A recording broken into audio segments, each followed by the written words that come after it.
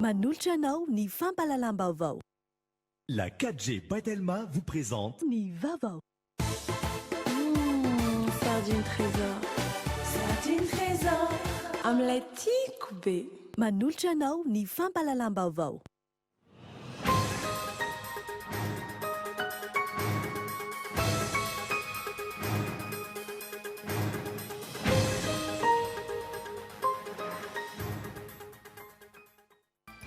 Taorina ny fanehoan-kevitra nataon'ny HCC mahakasika ny fitsakam-pahakevim-bahoaka dia sambany teo amin'ny tantaran'ny Madagasikara no nisy filohan'ny République nanaja tsy misy fiambiambana ny séparation des pouvoirs. Miandry ny fitsanganan'ny anteny miram-pirenena izany ny fanaovana fitsapahakevim-bahoaka. Azo vatsim-pianarana makany ivelany manomboka izao ireo mpianatra eny anivon'ny lycée-mpanjakana. Izay no isan'ny vokatry ny fifanaovan-tsy ny mpiara-miasa teo ministeran'ny fanabeazam-pirenena sy ireo mpiara-miombonantoka androany teny Anosy. 500 lehilahy no iarany herisetra ara-batana eto Madagasikara, vitsy anefa no masaha mitoroka izany no ny antony maro. Hoenjehana ary ampiarana ny lalàna velona eto amin'ny tany sy ny firenena momba ny ireo mpampiditra hira amin'ny solosaina eny an-dalambe. Fanaovana osika ireny ary manimba ny asan'ny mpanakanto araka nambaran'ny Omda. Marisika iraisam-pirenena, ray volana taorian'ny fandalovan'ny rivo-doza iday. Manay mety voka-dratsy ateraky ny rivo-doza Kenet ao Mozambika indraiky ny ao Tanzania. Amin'izao fotoana izao, me mahazo hery ihany ity rivo-doza ity. Ny adidin'ireo avetrany.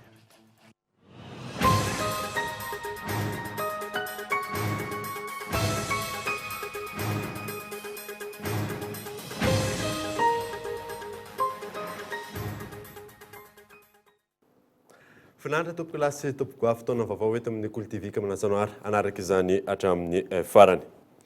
Nanombotsika ny vaovao dia azo vatsim-pianarana makany ivelany manomboka izao ireo mpianatra eny anivon'ny lycée-mpanjakana. Izay no isan'ny vokatry ny fifanaovan-tsy ny mpiara-miasa teo ministeran'ny fanabeazam-pirenena sy ireo mpiara-miombonantoka tamin'ity androan'ity teny Anosy. Io na zay. Raha ireo mpianatra eny anivon'ny ambaratonga ambony hatrano no nahazo vatsim-pianarana makany ivelany hatrizay. Ny atsara izany vokatry ny fiara-miasa eo amin'ny ministera ny fanabeazam-pirenena, fampianarana teknika ary fanofanana arak'asa sy ireo mpiara-miombonantoka. Manomboka izao, isy ny fanomezana vatsim-pianarana makany ivelany ho an'ireo mpianatra eny anivon'ny lycée-mpanjakana. Amin'izao fanombohana izao, mpianatra miisa 50 no azo fiofanana any Chine ary 10 ho any États-Unis. Vokatry ny fiara-miasa eo amin'ny ministera sy ny Chambre de commerce international américaine à Madagascar ary ny WCCM Madagascar. Fa ankehitriny zany dia misy an'izany hoe bourse extérieure vatsim-pianarana ahafahan'ny mpianatra zany andeha any Chine sy any États-Unis.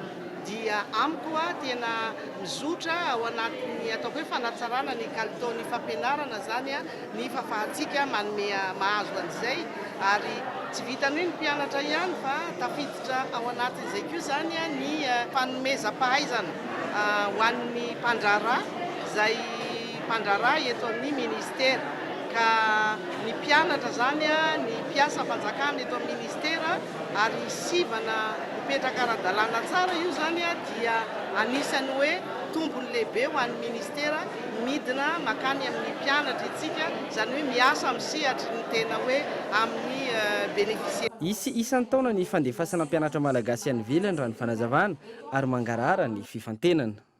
Dia mahazo ny boza efa tamin'ny 2018 efa mangataka demande fédération sy chambre de commerce américaine. Fa izao efa vita autorisation fa ny Chine efa voka. Fa isanatoana misy 50 na 60 gamana mety miaotra ambony fa mangataka. Fa ny kalasana mianatra mandeha Chine misy technique langue misy société tsika Madagasikara mangataka inona ilaina tsika izay atao fe mianatra mandeha voka. Ankoatra izay, nisy ihany koa ny fifanaovan'ny ny mpiara-miasa eo amin'ny fanjakana malagasy sy ny sud Madagasikara. Ity farany izay manohana ny ministera amin'ny fanabeazana ara-pananahana ampihenana ny herisetra mahazo ny vehivavy sy ny vohoka aloloatra eto Madagasikara. Arak'izany, fifanaovan'ny ny rososina no notontotsaina teny amin'ny ministera ny fanabeazam-pirenena, fampianarana teknika ary fanofanana arak'asa anosy androany. Iverenantsika io ny tontolon'ny fampianarana. Fataoriana ny famohan-kevitra nataon'ny HCC mahakasika ny fitsapahan-kevim-bahoaka dia sambany teo amin'ny tantaran'ny Madagasikara no nisy filohan'ny République nanaja ny séparation des pouvoirs. Rarisona ihany. Tsy hisy fitsapan-kevim-bahoaka amin'ny alatsinainy fa 17 Mey avy izao. Fifidianana solombavam-bahoaka ihany no tanterahin'ny mpifidy malagasy amin'io andro io. Izany no fanapahan-kevitra andraisin'ny filohan'ny République taorian'ny famohan-kevitra nataon'ny fitsarana avy momba ny lalam-panorenana omaly alina ny amin'ny hoe miandry ny fitsanganana ny telomeram-pirenena va tokony ataon'ny fitsapan-kevim-bahoaka. Maneho ny heviny manoloana ny fanapahan-kevitra iny ny mpahalalana Imbiky Erilaza. Ino moa ny hevitra navoakany manaja an'izay tsika satria izay ny lalam-panorenana manaja ihany koa ilay fisarahana amin'ny fanahifana mpanantanteraka sy ny fahefana mpanao lalàna ary ny fahefampitsarana ary ajaina hatramin'ny farany moa zany ny ataontsika hoe fanapahana izay ndraisy ny fitsarana avy momba lalam-panorenana. Na izany na tsy izany nefa nyzany dia tsy maintsy tsaraina foana zany ny fifandraisana amin'ny androm-panjakana maro samihafa ary indrindra zany dia tsy maintsy tohizana ny ezaka fanasoavana ny firenena sy ny vahoaka. Anaoriana ny fitsanganana telomeram-pirenena amin'ny fiandohan'ny volana Jolay anoany zany vao mety ho fantatra ny toy ny fitsapan-kevim-bahoaka hanitsinana ny lalam-panorenana. Satria efa nanaiky moa zany filohan'ny firenena hoe hiandry dia tsy maintsy hampiandrasina koa moa zany ny fampiantsoana ny vahoaka hifidy dia tsy maintsy avelatra eo moa zany aloha mahakasika ny didim-panjakana mampiantso ny mpifidy dia miandritsika ny fitsanganan'ny parlemanta izay tsy ohatran'ny faharoan'ny volana Jolay moa zany famoahana ny valim-pifidianana mahakasika ny solombavam-bahoaka dia aorianan'izay zany dia ho hita indray hoe ahoana ny sori-dalana. Voaporofo amin'izao fihetsiky ny filohan'ny République Radiola andro izao fa tsy mitombona ny resabe taorian'ny fifidianana filoham-pirenena ireny izay nahely tamin'ny tambajotra serasera fa nisy ny alabaty nataon'ny filoha Radiola andro sy ny ekipany saingy novidihany tamin'ny volabe ny mpikambana amin'ny fitsarana avy malalam-panorenana ka namoaka tamin'ny fomba ofisialy ny fahalaniny. Faharoa, noporofon'ny filohan'ny République fa manaja ny fisaraha-pahefana na ny séparation de pouvoir eo amin'ny fahefana telo misy ny tenany dia ny fahefana mpanantanteraka, fahefana mpanao lalàna ary ny fahefampitsarana. Ka nanaiky ny anembotra ny fitsapan-kevim-bahoaka ametrahana amin'ny fitsinjaram-pahefana tena izy na dia maika azy izany ho amin'ny fampandrosoana ny isam-paritra sy ny firenena manontolo. Hatramin'izay anefa raha ny zavatra hita ny ezaky ny nanao tsindratrano ny mpikambana tao amin'ny fitsarana avy malalam-panorenana ny mpitondra ny fandimby. Ohatra amin'izany mitsindrana tao amin'ny mpitondra tamin'ny taona 7 tamin'ny nanaovana fitsapan-kevim-bahoaka nanovana ny lalam-panorenana. Ohatra ihany koa ireny fametrahana déchéance nataon'ny solombavam-bahoaka miisa 700 amin'ny 150 ny filohan'ny République rajonary mampianina hery tamin'ny taona 5 ka namohan'ny ACC tamin'izany fotoana izany lay ambara hoe pacte de responsabilité izay tsy notanterahana mihitsy manoloana ny tokony ho fampiatoana ny filoha. Teo ihany koa no momba ny tsy tokony vadibadian'ny solombavam-bahoaka antoko na vondrona voalazana lalam-panorenana 9/7 saingy no nitsindrina azo azy dia tsy nahazo valiny mahafapo avy amin'ny ACC hatramin'izao. Ny farany teo ny taona 2024 ny fandravana ny gouvernemanta sy ny fanavana prime ministre ary ny fanaovana fifidianana mialohan'ny fotoana no didina avoakan'ny ACC manoloana ny fangatahana solombavam-bahoaka misy 770 ny fampiatoana ny filoham-pirenena rajonary mampianina hery noho ny tsy mbola nanangana ny fitsarana avo na ny haute cour de justice izay voalaza ny 770 amin'ny lalam-panorenana. Mazava ankehitriny araky ny fahitam-panara-baovao azy fa tena fitondrana vonina anaja ny lalàna velona misy eto amin'ny firenena ny mpitondra ankehitriny fa tsy toy ny mpitondra rehetra ny fandimby izay nanao tsindry tamin'ny fitsarana avo momba ny lalam-panorenana hatrany. fa manoloana ny hevitry ny fitsarana avy momba ny lalam-panorenana omaly iny mitady ny fomba rehetra androitana izany anasoketana fitondrana ny firaisamonim-pirenena Ivresha. Raha toka efa nilaza ny anaraka ny hevitry ny fitsarana avy momba ny lalam-panorenana amin'ny tokony hijoroan'ny anteny mera mialohan'ny irosona amin'ny fitsapakevim-bahoaka ny filohan'ny repoblika, tsy mitsahatra mitady ny fomba anakianana sy anasoketana ny fitondrana ankehitriny ny firaisamonim-pirenena. Tsika moa zany ny lesona zany tokony soahana foana zany nisy zavatra be dia be tsy nety tany aloha tany fa ataoko hoe dalàna anankirengezy be zany eo amin'ny tantaram-pirenena zany dia ny fanajana an'io zany ny didina voakany efitra moa zany avitsy na le izy da voakany ACC zany dia fanajana dalàna mazava ho azy. Sambany teo amin'ny tantaran'ny pirenena ankilany no nisy filohan'ny repoblika nanaraka ny hevitry ny fitsarana avy momba ny lalam-panorenana ary tsy nampiasa tsindry sy fanaparam-pahefana hanaovana ny fitsapakevim-bahoaka na dia ho fanatanterahana ny velirano ho an'ny fampandrosoana azy amin'ny tanjona tsy toy ny tamin'ny taona 7 sy 4 sy nataony fitondrana ny fandimby hatramin'izay. Mbola mipetraka ve arak'izany ny fijery tsy mitanila tokony hanana ny firaisamonim-pirenena amin'ny fanaraha-maso ny fiaina amin'ny pirenena. Ankoatr'izay tsy famarina toerany firaisamonim-pirenena izay, isany efa nanara-tsendrika izany ihany koa ny fitsabahana andraikitra toy ny fikasan'ny firaisamonim-pirenena ny endrin'ny ministry ny ady-tany ny 20 Desambra 2024 nandritra ny tatitra ny fanaraha-maso ny fifidianana nataony izay mifanipaka amin'ny andraikiny. Ireo ny nandiso sy nanara-tsendrika ny fiarahamonim-pirenena teto Madagasikara nanomboka ny farany taona 90 ary antony mampisavorovoro ny fiainan'ny pirenena amin'ny ankapobeny raha ny fandinihan'ny mpanara Vaovao. Izay ny amin'ny fahasolotena samihafa avy amin'ny Université Mpanjakana manerana ny nosy no nandray anjara tamin'ny fifaninanana mahakasika ny kolotsaina Sinoa izay ny toto-tsaina omaly tao amin'ny Confucius Ankatso. Tada tsy very asa. No tanterana tao amin'ny Confucius Ankatso omaly ny fifaninanana mikasika ny kolotsaina Sinoa izay vondrona ny solotena ny Université isam-paritra. Misy 20 ny solotena nandray anjara tamin'izany, mizara roa ny hetsika mikasika ny fahalalana ankapobeny momba ny Chine tamin'ny dingana fifanitsanana, androany kosa ny dingana famaranana. Taloha zany tamin'ny voalohany aloha teo amin'ilay fifanitsanana dia misy karazan'ireny le hoe question pour un champion, zany hoe resaka hoe fahalalana ny connaissance générale na mikasika ny Chine zany, tafiditra ny tajefy sy ny kolotsaina.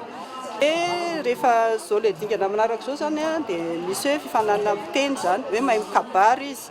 Dia manao lahateny izy zany amina lahateny anankiray dia raha aveo indray mampiseho talenta ka le talenta asehoan'zareo zao dia na dia sinoa na hira sinoa na fahaizana mitendry zava-maneno sinoa na fahaizana aiady ny tena betsaka ao. Makany Chine no loka miandry ny voalohany sy ny faharoa amin'ity fifananana ity. Entina hanehoany ankizy ny talenta no manerana izao tontolo izao no tanjona amin'ny hetsika. Ny tanjona zany dia hoe ny tanora eran'izao tontolo izao fanerasera hoe afaka mifanakalo hevitra, afaka miteny sinoa koa rehefa lasany hoe samy mampiseho ny talentany hoe isa zany ny tena mahay. Le mahazo larana voalohany zany mandray anjara mifaninana amin'ny continent dimy, izay solotena avy any amin'ny continent dimy dia mifaninana izy. Dia izy mandeha voalohany zany hoe eo amin'ny tapabolana eo amin'ny rotokom-bolana eo zany le fifanana fa raha voararaka ianao dia miverina. Fa le faharoa amin'ny mpianatra aman'ireo le mpifaninan'ireo, le faharoa indray afaka makany koa izy fa rehefa akaiky farana le fifananana any, ohatra hoe fa any amin'ny tanjona famaranana zany any amin'ny finalina dia izy indray mijery fa tsy mandray anjara. Tsy ahivona, ny taona 2024 no nanomboka nisy ny fampianarana teny sinoa teny amin'ny Université n'Antananarivo. Mitombo hatrany ny fitiavan'ny ankizy malagasy ity teny vahiny ity. Ny taondasa nahatratra 500 ny fitambaran'ny mpianatra teny sinoa taona voalohany ka hatramin'ny taona fahatelo tao amin'ny Université n'Antananarivo. Ary mahery ny 300 ireo nahazo ny mari-pahaizana lisansa ankehitriny. Fantanterahana androany dia fa 9 ny forum entreprise ISCAM tanjona ny ampionana ny orinasa sy ny mpianatra anamorana ny fidirana eo amin'ny sehatry ny asa. Fanadiny Ivresha. Tontosandroany teto soarano ny forum entreprise ISCAM hetsika fanao ny sekoly isan-taona ampionana ny orinasa sy ny mpianatra. Orinasa 420 no nandray anjara tamin'ity forum ity Mpianatra manodidina ny 700 ka hatramin'ny 800 no mitady fizaran'asa na asa teto. Ny fizaran'asa moa na ny stage eo amin'ny SCAM dia tsy maintsy atao vao manomboka any amin'ny taona voalohany. Noho izany dia matetika eo amin'ny mpianatra 200 isan-taona eo atao aminay no mitady fizaran'asa, ary amin'ny ankapobeny dia mahita fizaran'asa avokoa. Ankoatr'izay, nampahafantarina nandritra ny fihaonana ihany koa ny application Elo SCAM ahafahan'ny mpianatra sy ny daholobe mahafantatra amin'ny fotoana rehetra ny tolotra sy ny hetsika samihafa eo anivon'ity sekoly ambon'ity amin'ny alalan'ny finday. Fanosokafana androany ny fankalazana faha-telopolo amby 100 taona ny fitoerana yoga Antananarivo. Ity fitoerana ity izay mandinika eny anabakabaka ny ety ambony tany ary ny any ambany tany. Tatanjivery aza. Midika andro lehibe ny andro androany, hoy ny ministry ny fampianarana ambony sy ny fikarohana siantifika. Manaporofo indrindra ny fijoroany fitoeram-pikarohana nandritra ny 300 taona. Eo ihany koa ny mahazava-dehibe ny fananan'i Madagasikara azy. Ity fitoerana ity izay mitana anjara lehibe ho an'i Madagasikara noho izy mikaroka ny toe-tany sy ny abakabaka ary ny ambany tany. Manana ny drafitra foezaka hampandrosoana ity fitoerana ity ny ministera ny fikarohana ambony sy ny fikarohana siantifika. Tato anatin'izay 300 taona izay, manana ny andraikiny sy ny maha-izy azy eo amin'ny sehatry ny fampandrosoana ny yoga. Aza dino zany fa raha te hafantatra ny zavatra resource ao ambanin'ny tantsika, entre autres zany resaka hoe resaka rano, resaka miniera, resaka zavatra ohatrany, dia misy ilay ataontsika hoe prospection géophysique zany afantarana mialoha zany mety zavatra hita ao ambanin'ny tany. Dia tsika zany tsy tonga dia manao an'ilay hoe recherche manao forage tsy manao recherche tonga dia atsatoka fa tsy maintsy misy an'izay recherche préliminaire zay. Dia anisan'ny andraikitry ny yoga zany no manao an'izay étude préliminaire zay ahafahana zany mahafantatra hoe inona mety ho azo trandrahana amin'ity faritra ity. Dia misy koa voalaza teo zany resaka hoe imagerie satellitaire, mitsy zany tsika izay no eto ambony tany fa zavatra koa aza dino fa resaka environnement zao no tena problème eto amintsika. Dia mba ahafahana manara-maso ny voatran'ny environnement eto amintsika dia mila jerevana avo dia avo le zany hoe misy image satellitaire zany ampiasaina ahafahana mahafantatra ny fiovaovan'ny zava-misy eto ambonin'ny tany. Tsara ny manamarika fa miasa ho an'ny autisme mandrara ny andrana nukleary erak'izao tontolo izao ny yoga Antananarivo. Nanao sony izany i Madagasikara ny taona 1970. Lafy Vaovao hafa kosa indray dia 500 taona lehilahy no arany herisetra ara-batana eto Madagasikara. Vitsy anefa ireo masaha mitoroka izany noho ny antony maro samihafa. Ialana tsiny mialoha ho an'izao mety tohana amin'ny sary ao anatin'ity fanadina manaraka ity Ivry. Mitombo anisy ireo lehilahy hiarany herisetra eto Madagasikara, manomboka amin'ny herisetra ara-tsaina hatramin'ny herisetra ara-batana, toy ny fikasihan'ny tanana, miseho amin'ny endriny maro zany, toy ny trangana azo ity iray mpianakaviany ity. Raha vao tsy mampidi-bola amin'azy zegny za dia tonga dia efa kapainy zegny za. Tamin'ny 2008 zegny zaho kapainy zegny tagnako tamin'ny ity gosiko ity zegny. Dia mbola niaritra ihany za tamin'ny raha sy fe za mieritreritra ny hoavin'ny zanako rey zegny zaho tsy sako mihitsy tsoka ananjy zegny. 2014 ndray za dia ny frein antsy ndraiky ty droitiko ty koa zegny frein antsy. Dia teo moa za lasa tezitra be taminazy ilay fianakavianako raha tsy avelanao i vehivavy dia vonony vehivavy anao fa zay tsy andrarahanao tsony na inona zavatra mahazo anao. Vitsy ankilany ireo masaha mitorika izany noho ny antony maro. Voalohany tsy fifandanjan-kery eo amin'ny lasan'ny vavy sy ny fahendrena soatoavina malagasy. Mangina ny lehilahy satria nareo lehilahy dia manana ny liampo hoe lehilahy be tsy mitaraina dia mangina tsy miteny ao. Fa kanefa miezaka izay hoe nalana vavy samy olombelona ihany, zon'olombelona ny resahany eto dia samy manana zo hitaraina. Dia izay no mahatonga anay hoe raisina an-tanana na ny lehilahy na ny ankizy na ny vehivavy. Izay tsy fahasahiana mitorika izay no mahasatra ny ady amin'ny herisetra eto Madagasikara hatrizay hoy ireo mpisehatra isan'ny tokony. Toy ihany koa ny tsy ifandraisan'ny fitsarana araka ny tokony ho izy ny raharaha sy ny fitohizan'ny famitorana hatramin'ny farany. Toy ny raharaha fanondrahana sidry ity renim-pianakaviana avaly Betsika ity ny taona 420. Ankoatra ny didy teo amin'ny faritry ny taovam-pananahany, mbola miandry fandidiana ankehitriny ny faritry ny eliny. Tsy azo andeferiny intsony toy izao ary efa nilaza ara-pomba ofisialy ny fanombohany ady amin'izany ny vadin'ny filohan'ny Repoblika no sady masovoany UNFPA ho Mali. Fahoenjehana ary ampiarana ny lalàna velona eto amin'ny tany sy ny firenena manomboka izao ireo mpampiditra iry amin'ny solosaina eny Andalambe. fanaovana osika ireny ary manimba ny asan'ny mpanakanto araka ny nambaran'ny omda ionona saina.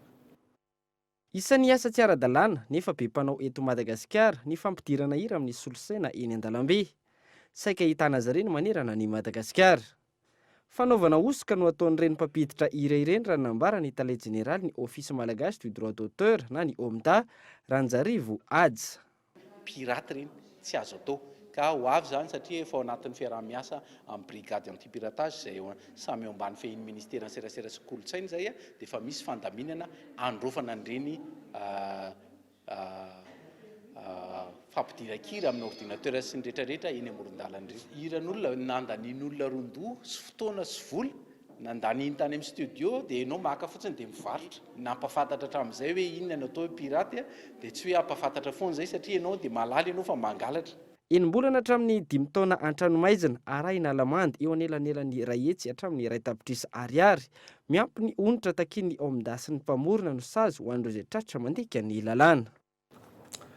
Tonga eto amin'ny fotoanany dokavarotra isika aoriana izay ny atantsika ny fandraisana ofisialy teny Vato omaly ny fahatongavana soavaly fanaovana korsa miisa 3.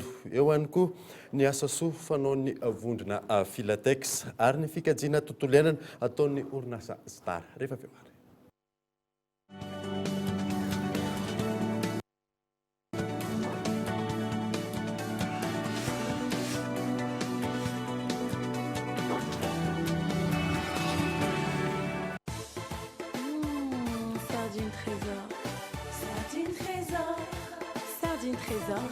Sardine matia mety be raha miaraka amin'ny salady mofo na hoe atao goûté ny ankizy sakafo rehetrarehetra hasoandra layla miaraka amin'ny tsakitsaky qualiténazy tsara riche en oméga ilaina be rehefa mifety indrindra mofa miaraka amin'ny fianakaviana amin'ilay tiako be. Ravaka no anarako nanana nofinofy hatramin'izaho mbola kely nanomboka tamin'ny zavatra kely vola madinika tao anaty boatin-drakitra mialehibe nataoko ampafinaretana ny zavatra rehetra dia ny fanotsy tamin'ny amvola mpiara-dalana azy ho antoka ka ny telefoniko no lasa boatin-drakitra manangom-bola isan'andro miaraka amin'ny amvola naiza naiza misy ahy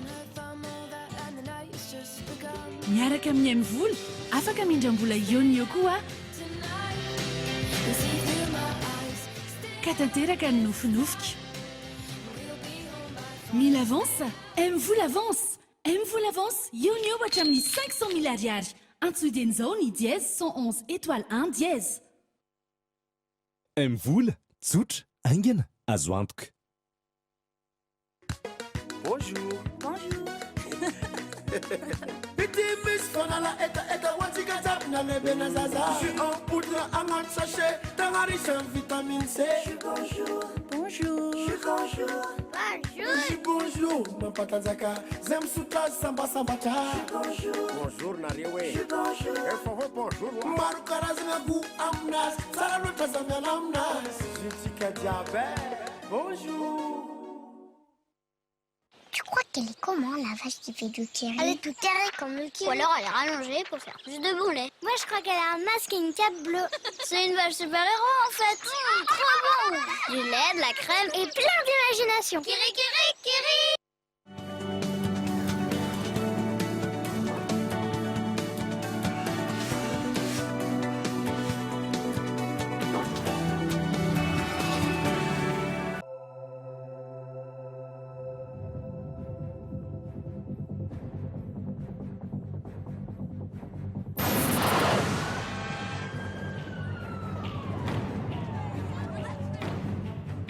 He knew we were up to something.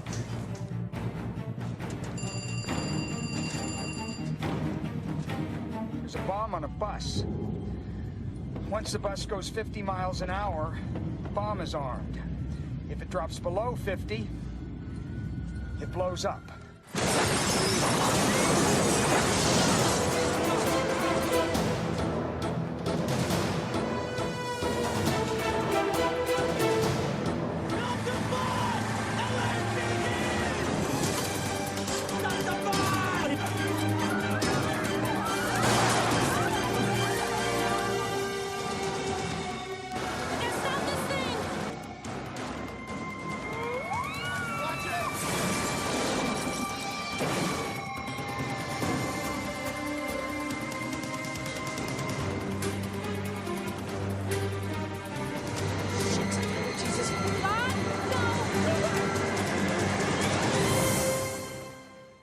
manambahiny ny sampana fampahalalam-baovao amin'ity ala ty tsisa fandriamato Rina Randrianarso zay délégué ny 3 contre 3 avy ao amin'ny fédération malagasy ny basketball miarabanao tonga soa eto amin'ny plateau an'ny Kolo. Fantaniana apetrako aminao voalohany karakara hetsika nareo avy ao amin'ny fédération afaka lazalazanao misimisy koa ve makasika izay hetsika izay. Ya faly miarabany Kolo TV dia faly miarabany mpanaraka ny vaovao. Ny fédération malagasy ny basketball dia mikarakara hetsika iray izay atao hoe ASUT-Loane tournoi des élites 3 contre 3. Izany hoe tournoi io dia ho an'ny basket natokana ho an'ny olona telo izay atao eo amin'ny parking ny palais des sports ny 27 sy ny 28 ny volana aprily.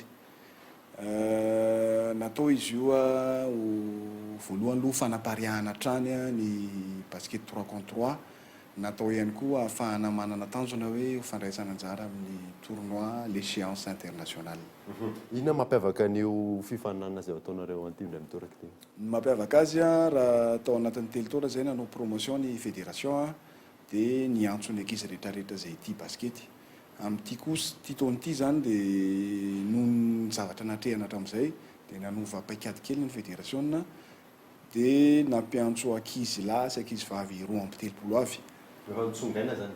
Efa nitsongaina tao anatin'ny 2 taona zay satria nanana activité foana ny 3 contre 3, nanana activité foana koa ny 5 contre 5. Nitsongaina tao anatin'ireo zany ireo ankizy 420 lahy sy vavy ireo andray anjara amin'ny tournoi des élites voalohany amin'ny 3 contre 3. Tournoi des élites io izay karakarainareo raha pitso sy raha afaka pitso, inona ny tena tanjona? Ny tena tanjona amin'ny tournoi des élites dia ahafahana misafidy ny équipe nationale malagasy izay andray anjara amin'ny Jeux africains. Izany hoe tsara ny marihana fa amin'ny Jeux africains amin'ity taona ity zany ny voalohany isy ny 3 contre 3 izay atao any Maroc. Eo koa ny fiomanana sady amin'ny 3e coupe d'Afrique izay atao any Égypte amin'ity taona ity ihany. Fa na izany na tsy izany ary tsy maintsy afangaro ihany koa moa ny projet any 3 contre 3 sy ny 5 contre 5 izay tsy tovizantsika amin'ny any ivelany hoe hafa ny mpanao 3 contre 3 hafa ny mpanao 5 contre 5. Ao anatin'io zany no ahafahantsika malagasy mitily sahady sy ahafahana mety hoe mijery hoe iza no afaka andrafitra sy afaka manana an'le fahaiza-manao ao anatin'ny équipe nationale ny 3 contre 3 sy ny 5 contre 5. Miresaka an'izay ihany ianao tsy mifanitsaka ve ny hoe 3 contre 3 sy ny 5 contre 5 amin'ny hoe aminareo amin'ny fédération? Raha ny any ivelany no jerena hoa dia samy hafa ny mpandray anjara. Tsy mitovy nefa ny atao hoe ny eto amintsika sy ny any ivelany. Dia noezahana ireo ankizy mpanao 5 contre 5 manana niveau zany ao amin'ny première division noentina makany amin'ny 3 contre 3 mba ahafahana manana niveau ambonimbony kokoa zany entina miady amin'ny atao hoe lalao iraisam-pirenena satria amin'ity zany ny 3e année atsika andray anjarana hoe tournoi lehibe eto Afrika. Atao hoe mba miezaka koa zany fédération mba hanatsaratsara hatrany ny sy laharana misy atsika ao anatin'le 3 contre 3. Dia inona zany no hoe fifaninana iraisam-pirenena karakarainy hoe ioman'ny fédération? Amin'ity taona ity ny tournoi des élites misy anankitelo. Fa ao anatin'ireo tournoi anankitelo ireo zany no ahafahana manivana an'le hoe iza no équipe nationale izay hoe misy an'le hoe Jeux africains atao any Maroc sy ny coupe d'Afrique 3e coupe d'Afrique izay atao any Égypte. Marana antsika anazy afaka alefanao hoe fanentanana ho an'ny mpijery mahakasika ny hoe fifaninana izay karakarainareo raha pitso raha. Ya manentana ny mpijery efa nisy ihany ny qualification ho an'ny 2e coupe d'Afrique izay natao tao amin'ny palais tamin'ny herintaona. Fotoana ray zany io ahafahan'ny fédération mampahalala antsika koa hoe ny basket à 5 misy fa misy koa ny basket 3 contre 3 izay hoe jouer sans limite eo amin'ny parking ny palais izy io tsisy vidim-pidirana tongava maro mba mijery an'izany basket 3 contre 3 zany. Ankasitrahana vahiny teto amin'ny sampana fampahalalam-baovao amin'ity alina ity. Mankasitraka tompoko. Fanontsenaina tamin'ny fomba ofisialy teny Ivato omaly ireo soavaly fanaovana course miisa 3 an'ny autorité hippique et des courses d'élevage de Madagascar Gaëtan Andriatsilavo. Efa ela no mikasa hanafatra soavaly avy any ivelany ny HL na ny autorité hippique de course de levage de Madagasikara. Efa ela ihany koa no nikarakarana ny antota-taratasy rehetra momba izany. Ny teto amintsika no saritra kokoa no ny tany velany raha ny fanazavana. Na izany aza, nanao izay azo natao ireo rehetra voakasika izany ary tonga soamantsara ireo soavaly 3. Izay zava-rehetra nytediavin'ny fanjakana moa zany dia vitantsika daholo ara-dalàna. Noho izany zany dia afaka mba midera tentsika hoe nanafatra soavaly amin'ny fomba ara-dalàna tanteraka soamantsara daholo ny zavatra takin'ny fanjakana. Ka dia efa any ora farany satria saika ho an'ny lena mihitsy zany ny préservation ny soavaly io tany andafy tamin'ny idirany ny cargo hoe raha tsy tonga anatin'ny tapakandro satria tsy asa zareo talohan'ny mpaka dia efa hofoanana le réservation ary zava-doza be zany dia ny efina tany mihitsy ary farany moa dia voatery tsy maintsy nanao lettre d'engagement kely zahay mba nafahana namoaka n'le autorisation satria saika hoe mbola hojerevana le toerana asiana azy mbola ho any vétérinaire dia raha tsy metimety mbola ataovy ty dia tsy vita le izy dia nanao lettre d'engagement zay hoe tsy maintsy vitanay ny zavatra takinareo fa mba meo aloha satria amin'ny ora farany zao. Mihoatra ny 10 taona no nisiany soavaly lahy tonga farany teto Madagasikara. Tsy maintsy avaozina nefa ny raha ahafana manatsara ny karazan-tsoavaly fanaovana korsa eto amintsika. Antony tsy maintsy nanafarana ireo soavaly ireo ary koa ho famporosiana ho an'ny mpiompy. Ny antony io zay dia efa naveriko teo le hoe anatsara ny razana ary indrindra hoy zahay hoe efa tena eo andalina ny fahasimbana le fiopina dia tsy maintsy atsaraina amin'izay zany. Eo koa zany izay ahatongavan'ireo soavaly ireo dia famporisiana lehibe koa ho an'ny mpiompy satria raha ny ao ihany ny ao dia tsy misy ny famporisiana ho azy ireo dia izay no zavatra lehibe amin'ny zavatra zotra zao ary isorana lehibe dia lehibe koa ny Air France izay nisa nanamora mihitsy ny formalité ary nanome réduction nafahana nitondra ireo soavaly ireo. Nokarakaraina tamin'ny toerana voatokana nandritra ny 30 andro ireo soavaly mialohan'ny hitondrana azy eto Madagasikara. Ho karakaraina amin'ny toerana voatokana mandritra ny 30 andro ihany koa izy ireo izao tonga eto amintsika izao. Izany hoe mbola tsy afaka mivezivezy mandritra ireo fotoana ireo ary olona voatokana no mikarakara azy ireo. Anatin'ny 30 andro zany tsy mbola afaka mikasokasoko mihitsy izy ireo. Tapitra ny 30 andro zay vao afaka amin'izay izy somary manao fanazara-tena kely na afaka manao iny ty izy mivoaka eny ivelany manao pâturage ny sahala amin'izany.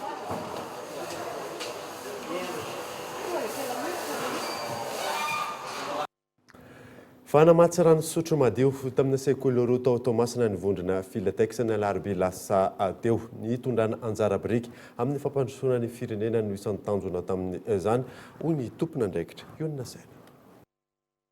Ny fianarana no lova tsara indrindra raha tsara olona ny fanabeazana aingana ny fampandrosoana ny firenena. Ireo teboka roa ireo no isan'ny nanosika ny vondrona filatex amatsy rano fisotro ara-pahasalamana tamina sekoly roa tao Tomasina ny alarobia fa 24 ny volana Avril lasa teo. Rano pompe tanana tsy azo antoka ara-pahasalamana no nosotroan'ireo ankizy hatramin'izay. Manomboka izao rano fisotro madio izany vokatry ny fanohanana avy amin'ny vondrona filatex sy ny fiara-miasa tamin'ny tetikasa ranontsika. Nefa ny fantatritsika tsara fa efa pollué zany amin'izao le rano amin'ny alaina amin'ny pompe tany dia tsy mahasalama ny ankizy le izy.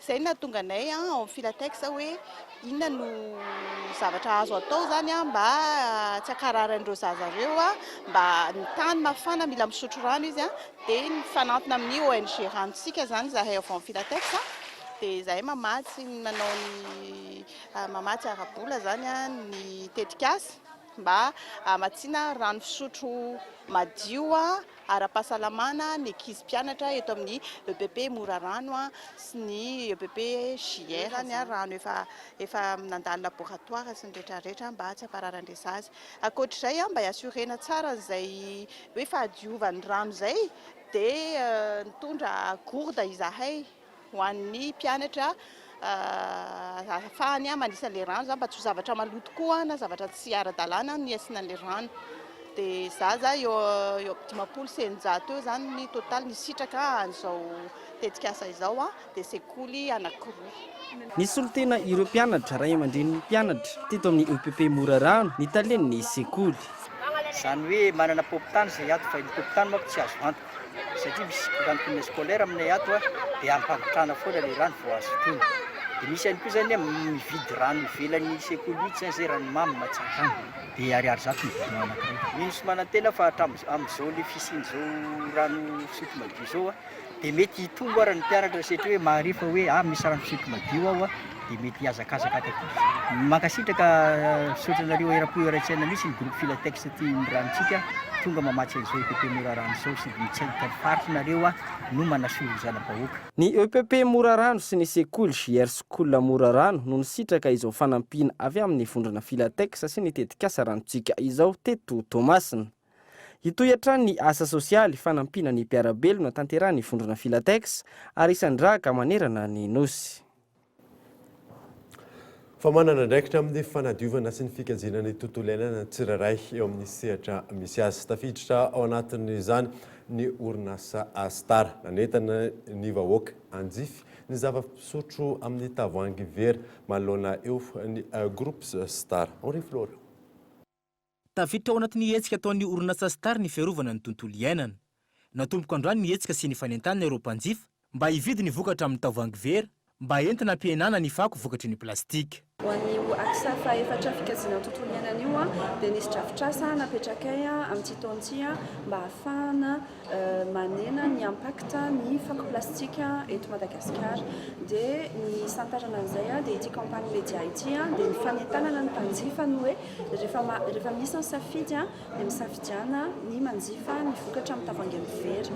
Satria nahoana? Satria ny tavoahangy amin'ny vera dia afaka averina ampiasaina, izany hoe na ho an'ny mpamokatra na ho an'ny mpanjifa dia afaka averina ampiasaina ny tavoahangy amin'ny vera. Miverina impeda be izy iny, afaka miverina impeda be ampiasaina ary ny tavoahangy amin'ny vera dia anisan'ny akora recyclable, izany hoe izy io rehefa potehina amin'ny farany dia akora fototra ohatra amin'ny fanamboarana ny simenitra eto Madagasikara. Noho izany ireo mpanjifa rehefa misafidy ny anjifa ny vokatra amin'ny tavoahangy amin'ny vera dia efa mandray anjara koa izy amin'ny fikajiana ny tontolo iainana satria noho izay dia mihena ny fako plastika izay miparitaka eraky ny tanàna. Hetsika santatra no natomboka androany fa mbola misy ihany koa ny hetsika maro samihafa mba ho fiara-mientana amin'ny fikajiana ny tontolo iainana miaraka amin'ny mpanjifa. Fa nivotoatin'ny gazety mpiseho isan-kerinandro Madagasikara Matin Hebdo kosa indray ny entin'ny miantana andrianaiva anatin'ity fanadidina manaraka ity arahoary. Nivoaka androany gazety mpiseho isan-kerinandro Madagasikara Matin Hebdo laharana fahavalo amby valopolo ho an'ny daty 9 ny volana aprily ka hatramin'ny 2 ny volana mey izay jifaina amin'ny vidiny 900 ariary. Dissolution du Sénat, Andry Rajoelina assume la responsabilité du changement. Io no lohateny lehibe eo amin'ny pejy faefatra sy fahadimy. Appropriation du marché d'Antanimora. La énième combine entre la CUA et un particulier. Io kosa no amin'ny pejy faharoa. Rugby, les Maki Junior montent en groupe A. Izay no hitantsika eo amin'ny pejy fahavalo. Ary any amin'ny pejy fahatraika amby folo no ahitanao ny mikasika ny fandaharana alalino.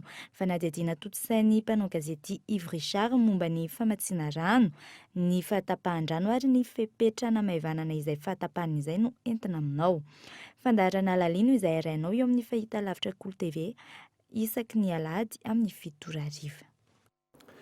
Maresaka iraisam-pirenena ray volana taorian'ny fandalovan'ny rivo-doza iday manany mety vokadratsy ateraky ny rivo-doza Kenet ao Mozambika indray ny ao Tanzania. Amin'izao fotoana izao me mahazo hery hatrany ny tafiotra fanadina. Omaly hariva no niditra tao amin'ny faritra avaratry Mozambika ny rivo-doza Kenet rehefa avy nandalo tao Komora. Mandina ny fitoetsy ireo atahorana manoloan'ity rivo-doza ity. Manay ihany koa ny vondrona Europeana ny amin'ny amaroany fiotsahan'ny tany indrindra ao amin'ny faritra Cabo Delgado. Hatrany amin'ny 7 metatra ankehitriny avy ny onja amin'ny sisin-dranomasina ny antoerana. Azo maro no efa nianjera noho ny fahatanjahan'ny rivotra entiny. Raha ny nambarany sampana mpamantatra ny toetry ny andro miha-matanjaka ny heriny. Mety hahatratratra amin'ny 200 kilometatra isan'ora ny rivotra entiny. Ray volana taoriny nandalovan'ny rivodoza Iday tany an-toerany Kanaty Iday izay isany nafetesan'olona betsaka indrindra na tratra hatramin'ny arivo no namono ainy ratsy aivina.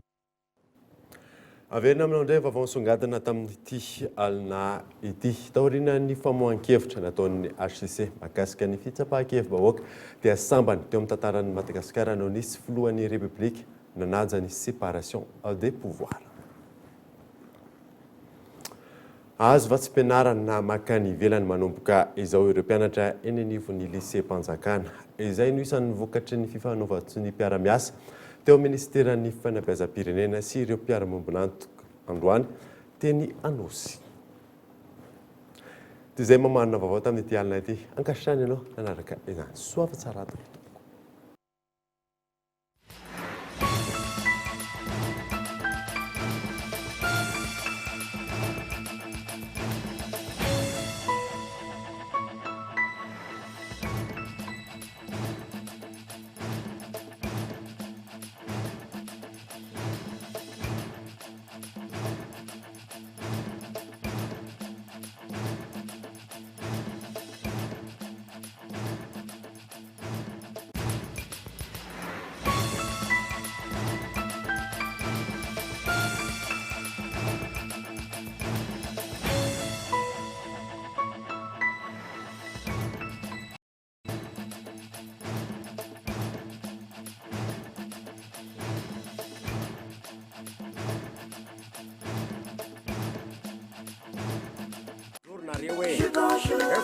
Maro karazana goût aminazy tsara loatra zamiana aminazy zitsika jiaby.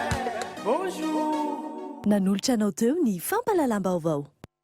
La 4G Batelma vous a présenté Ny Vaovao. Sardine trésor.